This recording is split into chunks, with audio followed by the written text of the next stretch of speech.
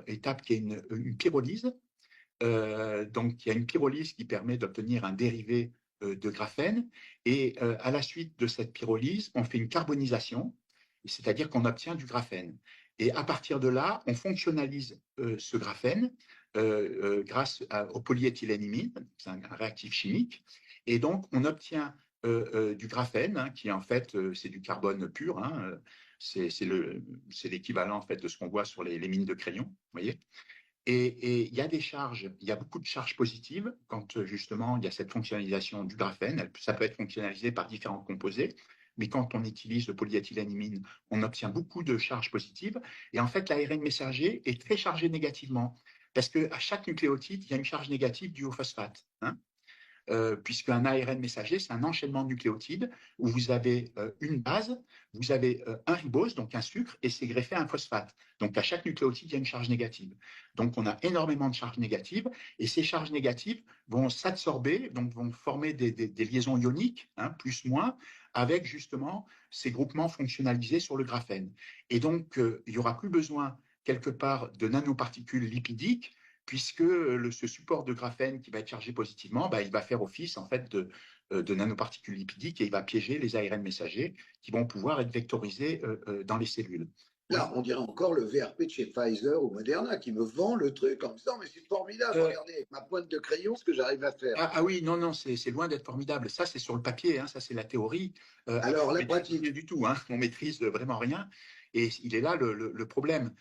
Parce que ce qui est dangereux en plus avec ce type de vaccin à point quantique de graphène, ARN messager, ce qui est dangereux, c'est qu'ils peuvent être activés par des ultrasons, ils peuvent être activés par la lumière et ils peuvent être activés par des champs magnétiques. Ça veut dire que quelqu'un d'externe peut, suivant la stratégie adoptée, activer plus ou moins ces points quantiques de graphène, par exemple par des champs magnétiques. Alors les champs magnétiques, vous pouvez les avoir avec la 5G, avec les antennes 5G, avec plein de choses. Hein. Alors c'est plus les apprentis sorciers, c'est les apprentis démons Ah carrément. ben oui, ben, ça serait plutôt les apprentis démons, oui, oui, oui. Parce que là, disons que la technologie c'est bien, mais avant de l'appliquer à la population, hein, à en faire une application de masse, il faut quand même maîtriser la chose et puis faut avoir du recul quand même dessus.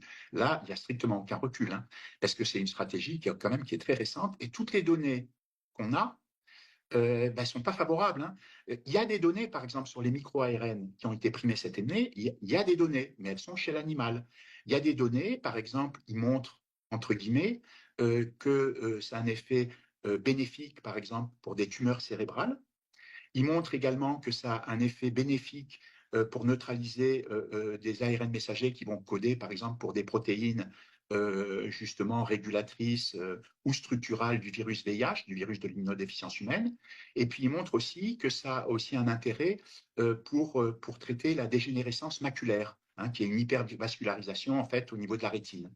Donc en agissant soit sur des ligands, soit sur des récepteurs particuliers.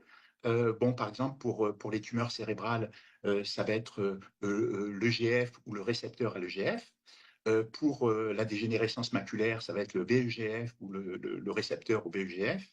Et puis, autrement, pour justement neutraliser des protéines du VIH, ça va cibler des ARN messagers qui vont coder en fait pour des protéines de structure ou des protéines régulatrices, et ça va cibler en fait les domaines 3' UTR de ces régions.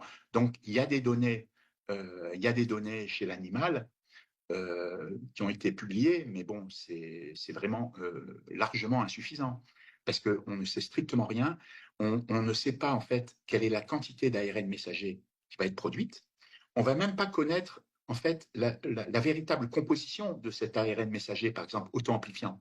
On ne va pas connaître sa composition parce que les autorités sanitaires derrière ne testent pas. C'est-à-dire que, je veux dire, ça va être Pfizer ou Moderna qui va donner un listing en disant voilà la structure de notre ARN messager auto-amplifiant, mais il n'y a pas de contrôle derrière. Hein. Il n'y a pas de vérification. Donc, en fait, ça pourrait coder pour n'importe quoi. Alors, les ARN messagers auto-amplifiants, ils ont quand même une petite différence, en plus donc, du complexe réplicase par rapport aux ARN messagers conventionnels. Ils ont une différence, c'est qu'ils ne supportent pas les modifications de nucléotides. Et justement, ça soulève leur danger aussi. Ça veut dire que sur un ARN messager auto-amplifiant, on ne met pas de dérivé de nucléotides. Par exemple, sur les ARN messagers conventionnels, on utilise un dérivé qui est la méthyl-1-pseudouridine. Donc, c'est un dérivé qui est très problématique parce qu'il n'est pas bien reconnu par les ribosomes. Et donc, le ribosome, quand il traduit l'ARN messager, il se trompe. Et ça a été décrit dans un article de Nature qui date du 6 décembre 2023. Normalement, rien que cet article, il aurait dû faire arrêter tous les vaccins ARN messagers. Je parle de vaccins, mais vous comprenez, hein, c'est vaccin entre guillemets. Ils auraient dû tout arrêter parce que ça veut dire que la cellule qui va produire des protéines, qui est normalement censée produire la protéine spike à partir de l'ARN messager vaccinal, va produire des tas de molécules inconnues, de molécules aberrantes, qu'on a appelées nous les molécules fantômes. Pourquoi? Parce que le ribosome, qui est la tête de lecture de cet ARN messager, il ne va pas bien lire les dérivés méthyl-1-pseudouridine, il y en a au moins 300 dans l'ARN messager, et donc il va se tromper, il va incorporer n'importe quel acide aminé. Et ce qui a été démontré le 6 décembre 2023, c'est encore plus grave, c'est-à-dire que la présence de la méthyl-1-pseudouridine entraîne un décalage du cadre de lecture de +1. C'est-à-dire ce que décode le ribosome, il est capable de lire 3 nucléotides, des triplés de nucléotides. Et ces triplés de nucléotides vont coder pour un acide aminé. Tu as vu que notre ami, le professeur Raoult Didier, oui, a été lourdé. Oui. Qu'est-ce que tu en penses de ça? Eh ben, c'est-à-dire qu'il n'est pas le seul à avoir été lourdé. Hein. Il y a Denis Agré, là aussi, qui a été lourdé. Il y a beaucoup de personnes qui ont soit traité avec des médicaments ambulatoires précoces, hein, donc qui ont utilisé, par exemple, l'azithromycine, l'ivermectine ou la chloroquine, hydroxychloroquine, qui ont eu des problèmes avec l'ordre des médecins et puis qui ont été sanctionnés. Hein. Soit c'était une suspension transitoire, soit ça a été ils ont été carrément lourdés et ils ne peuvent plus pratiquer la médecine, ce qui est le cas justement de Denis Agré, hein, puisque là, il a été lourdé de façon définitive. Toi, tu es physiologue. Non, je ne suis pas du tout physiologue, hein, pas du tout. Moi, je fabriquais des molécules. Hein. Moi, j'ai trafic, c'était ma spécialité, enfin, c'est toujours ma spécialité au CNRS. J'ai touché un petit peu à plein de disciplines, mais ma vraie spécialité, c'était de modifier les molécules, dont justement, par exemple, des protéines spike. Donc, faire des gains de fonction sur des molécules, les trafiquer pour en changer les propriétés. Tu viens de chez l'ennemi, alors? Non, non, non. Non, les gains de fonction, ce n'est pas nécessairement pour faire des choses très délétères. Normalement, c'est pour faire l'inverse. Hein. C'est pour optimiser en fait des molécules d'intérêt. C'est soit pour les rendre plus stables, soit pour les rendre plus spécifiques, soit pour les rendre plus actives. Donc, ça permet normalement d'étudier des molécules et puis pour en faire potentiellement des médicaments, hein, pas pour en faire des armes mortelles. Ah.